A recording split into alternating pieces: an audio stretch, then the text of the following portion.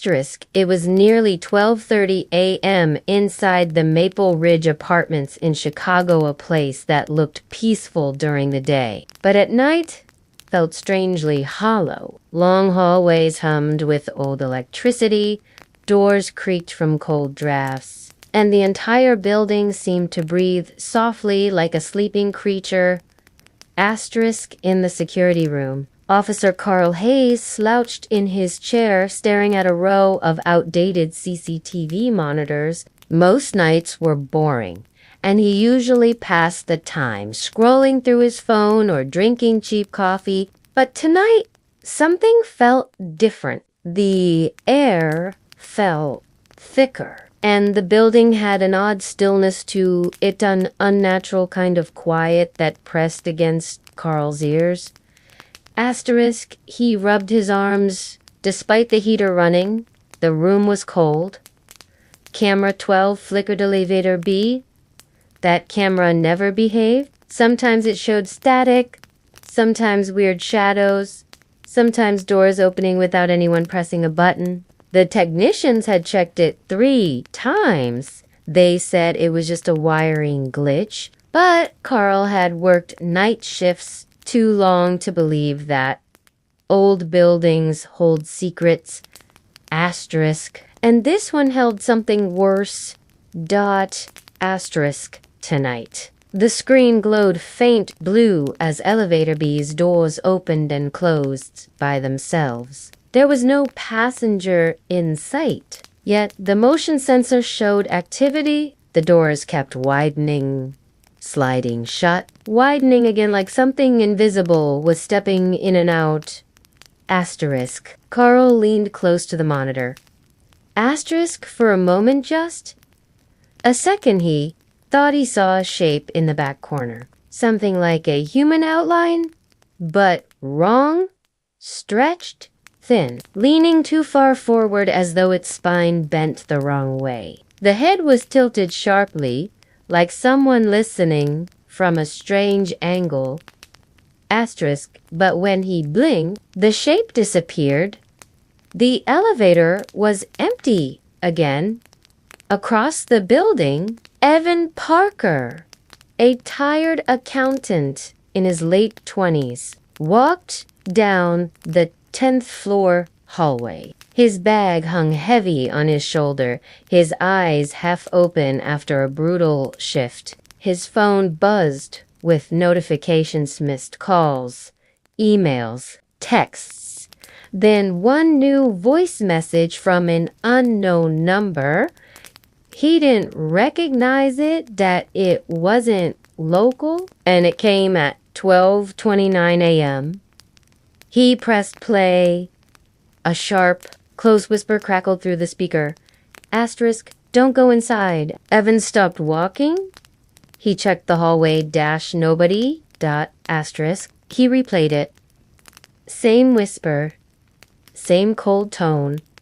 Asterisk, probably a prank. The building had plenty of bored teens. He shook his head. The elevator dinged softly. The doors slid open. Asterisk inside. The lights flickered in a faint, sickly yellow. The air felt unnaturally cold, like the inside of a morgue. His breath fogged lightly as he stepped toward the entrance.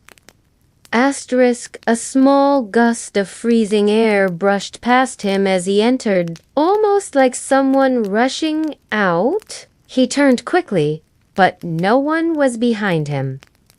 The doors closed. The floor display glowed. 1098. The soft electronic hum filled the space, but the lights dimmed again, flickering in slow pulses. In the dull reflection on the metal panel, Evan glimpsed something strange. Asterisk, a second silhouette standing behind him.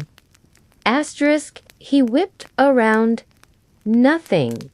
He laughed nervously. Man, I need sleep. But something felt off. The air felt occupied, Asterisk, the elevator slowed and stopped at the 6th floor. The doors opened to a half-renovated hallway, completely dark, except for one flickering bulb at the far end. Scattered tools covered the floor. Asterisk, and at the end of the hall, barely visible, stood a figure, tall, still, head bent sideways at an unnatural angle. Evan's pulse hammered. Asterisk, he told himself, don't move. Don't breathe. Don't make a sound. Asterisk, the figure twitched. Not like a person, more like a jump cut in a glitching video. Asterisk, then suddenly without sound it rushed forward, covering the entire hallway in one unnatural movement. Asterisk, Evan slammed his hand on the closed door button. Asterisk, the door slid shut just as the dark shape reached the opening. Asterisk, for a split second, he saw its face asterisk, or where its face should have been. Just darkness. The doors sealed. Asterisk, the elevator shook slightly. Evan's hands trembled, tried pressing the ground floor button. Asterisk, nothing happened. The elevator lights flickered and then went out completely. Darkness swallowed the car. The only sound was Evan's breathing. Asterisk. Then he heard another sound. Slow, deep, asterisk, drawn out, breathing from somewhere inside the elevator. Not his phone screen lit up automatically from motion detection. The faint glow illuminated the elevator walls just enough to reveal 4 shadowy shapes standing in the corners. Tall, motionless, each one shaped vaguely like a person but distorted, wrong, elongated. Their arms hung low, some nearly touching the floor. One had no head. Another had a twisted spine, bent backward. Evan couldn't move. Couldn't speak. Couldn't breathe. His phone buzzed once more. The unknown number again. Another voice message. He hesitated, but pressed play. Asterisk this time, the whisper was harsher, right in his ear. Asterisk, you shouldn't have ignored me. Asterisk, before Evan could react. The elevator lurched violently upward. Asterisk, not down. Up. The floor display glitched. Asterisk 789111112131415. The car moved higher than the building's structure allowed. The air pressure changed. Evan struggled to breathe. The elevator finally crashed to a stop. The doors opened to a hallway he'd never seen. Asterisk cold, dark, endless. Asterisk, the walls were lined with shadows shaped like humans, hundreds of them each frozen in a position of fear, like hands reaching, mouths open in silent screams. Asterisk, but their eyes, faint red glows, stared directly at Evan. He stepped out slowly, not because he wanted to, but because he felt something behind him. Something touching his back with icy fingers. The hallway stretched unnaturally far. Every step echoed for too long, as if the walls were farther apart than reality allowed. Asterisk, the shadows on the walls shifted. Asterisk, not fully enough for him to notice. Asterisk, he walked faster. The shadows started turning their heads, one by one, all facing him, some detached from the wall. Peeling off the surface like burnt paper, they followed slowly at first, then faster.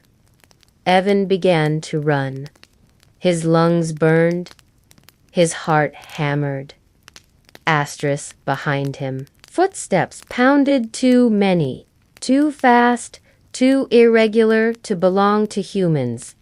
Asterisk up ahead. He saw another elevator. The doors were half open, like a mouth waiting to swallow him.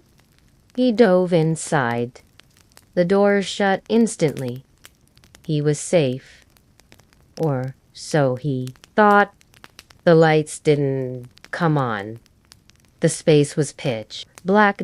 Asterisk. Then the breathing started again, this time inches away from his face.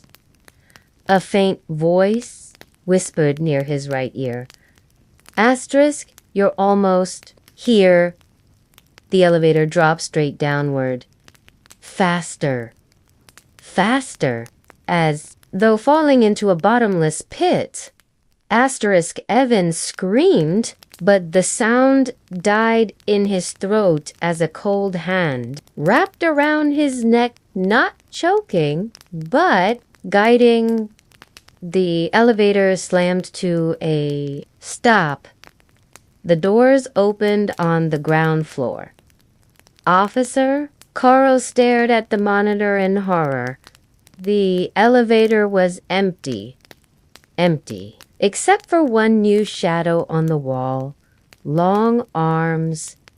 Bent head. Still as death.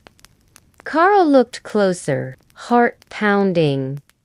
That shadow wasn't there earlier. Then the shadow moved. Just slightly. Enough to raise one long finger asterisk pointing at the camera. Pointing at Carl. Text appeared on the monitor automatically. New occupant detected. Next target selected. Carl stumbled back from the desk. On screen, the shadow turned its head at a terrifying angle, as if smiling. The elevator doors closed slowly, and the last thing Carl saw before the screen went black was the shadow stepping forward, filling the car as if preparing to leave and find its next passenger asterisk.